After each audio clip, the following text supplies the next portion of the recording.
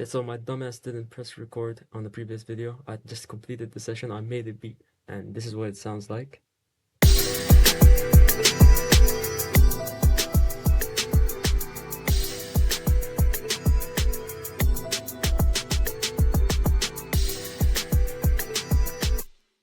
And it was quite spontaneous, but damn it, man. I had an issue with my previous recording. I'm just gonna have to go through what it is that I did. I did a few things. I just loaded the sample in. It's like an orchestral sample. Sounds a little something like this.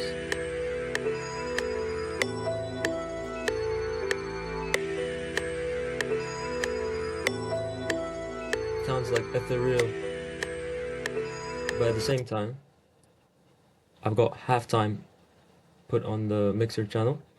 If I just take halftime off,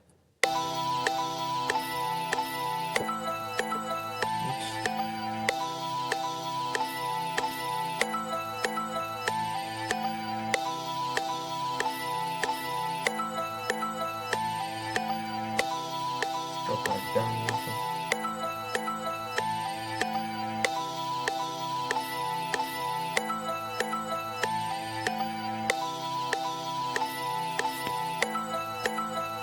So you get the vibe. Adding a halftime makes it slow down.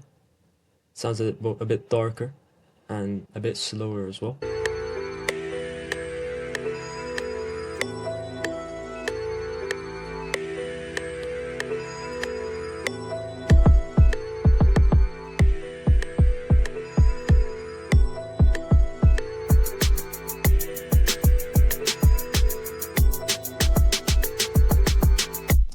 Then we got this vocal effects over here.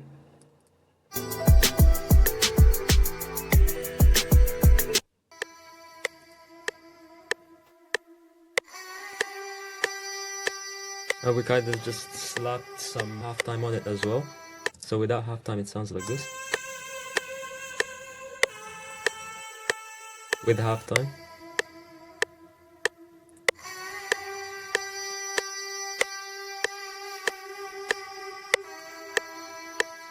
Added a bit of stereo width.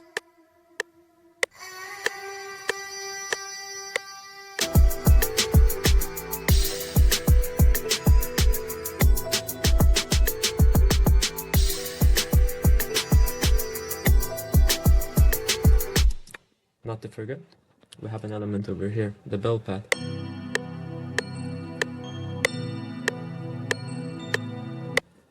To make it more interesting, I think I'm gonna pitch this up.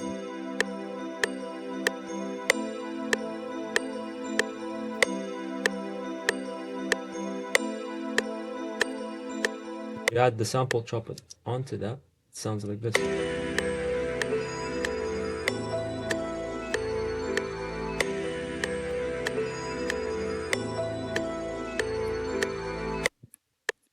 So I just didn't want to hold back creatively in this session. I just wanted to be as creative as I can.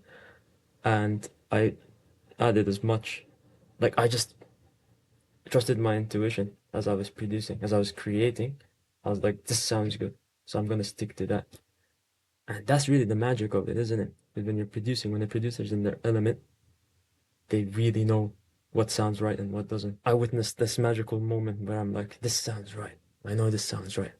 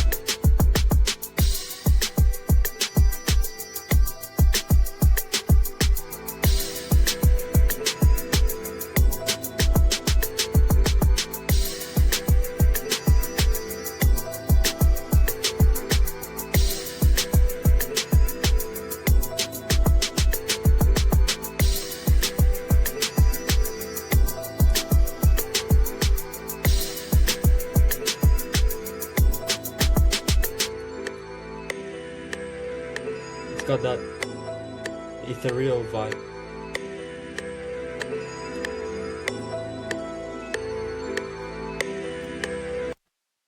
Let me show you something though. Let's take halftime off and see what it sounds like without halftime.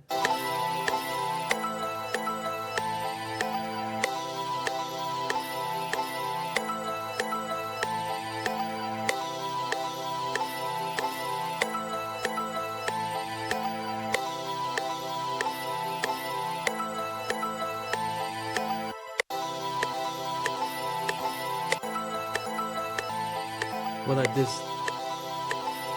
was I actually, before coming up with this sample chop, I actually transposed it up by 4 semitones. So I added, so it's now at A minor. Originally was, the sample's originally at F minor. So for it to actually match the keys or the bell pad melody or the bell pad chords, I had to transpose it up. So this is,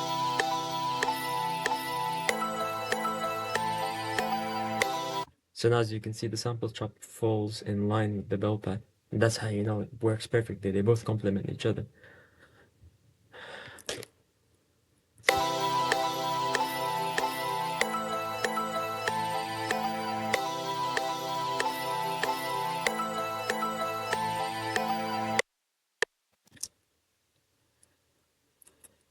So yeah, a bit disappointed that you didn't get to see the creative process as I was building all of this. I was doing it on the spot, but this is basically the result.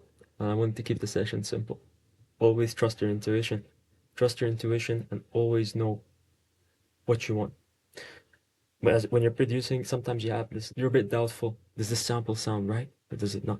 But you really have to trust that the thing that I'm picking, that's the right thing for it to work out. So yeah, that's the moral of this entire session. Always trust your intuition. And a producer who is in his element is unstoppable. You become an unstoppable force when you're in your element. And I just experienced that now. I love to make these videos and I want to keep making more. I want to keep diving into the creative process. As I keep making more videos, I think eventually I'm gonna gain more knowledge and experience in the process, and I think that's a good thing, because as you keep dissecting your workflow and putting it into words, you discover small things in the process that add up over time that make you even better at refining your craft. That's what being a producer is all about. It's about refining your craft and doing all that it takes to become the best version of yourself that you possibly can be. That's it for this session. Peace and see you in the next one.